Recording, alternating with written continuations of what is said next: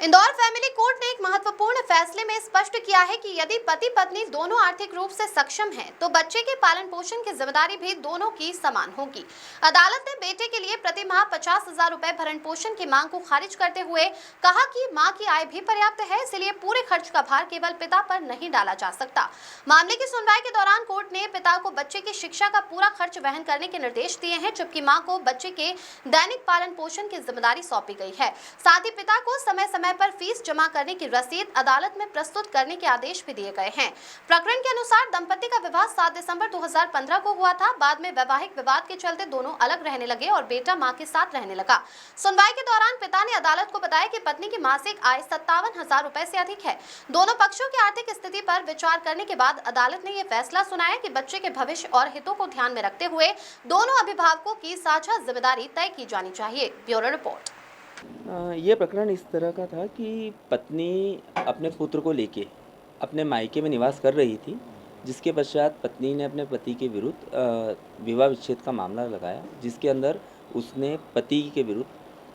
अपने पुत्र के संपूर्ण भरण पोषण, शिक्षा और रहने सहने इन सब का खर्च की मांग की गई थी। इस प्रकरण में जो पत्नी है वो खुद एक मीडिया समूह में कार्य करती है, जिससे उसको 58,000 रुपये प्रति माह आय भी प्राप्त होती है। उस पत्नी ने जो अपना केस लगा उसमें 50,000 रुपये प्रति माह बच्चे के भरण पोषण के लिए मांग की गई थी।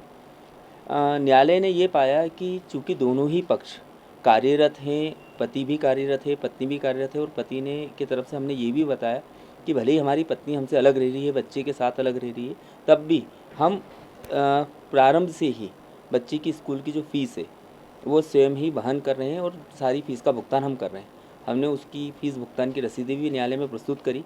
दोनों पक्षों को सुनने के बाद में न्यायालय ने ये निर्धारित किया कि चूँकि दोनों ही पक्ष कमा रहे हैं और बच्चा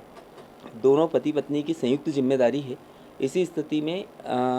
चूँकि पति द्वारा संपूर्ण फीस का भुगतान किया जा रहा था, तो न्यायालय द्वारा ये निर्धारित किया गया कि पति बच्चे के शिक्षा खर्च जो है वो वहन करते रहेगा और पत्नी जो है बाकी की भरण पोषण का, बच्चे का भरण पोषण की जो भी व्यवस्था है वो पत्नी अपने स्वयं के उससे आय से वहन करेगी। ये संभवतः पहला मामला ऐसा है जिसमें न्यायालय द्वारा दोनों ही पक्ष की आय को देखते हुए बच्चे की जिम्मेदारी संयुक्त रूप से निर्धारित की है। ये तलाक की अर्जी 2024 में लगाई गई थी, जिसमें न्यायालय द्वारा ये निर्धारित किया गया, हमने अपने ये पक्ष रखे थे कि दोनों पक्ष कमा रहे हैं और चूँकि बच्चा जो होता है वो पति और पत्नी की संयुक्त जिम्मेदारी होता है, संयुक्त भरण पोषण का दायित्व दोनों पक्षों का होना चाहिए। न्यायालय ने उसी चीज़ को मान्यता देते हुए और दोनों पक्षों की अपनी अपनी जिम्मेदारी तय की।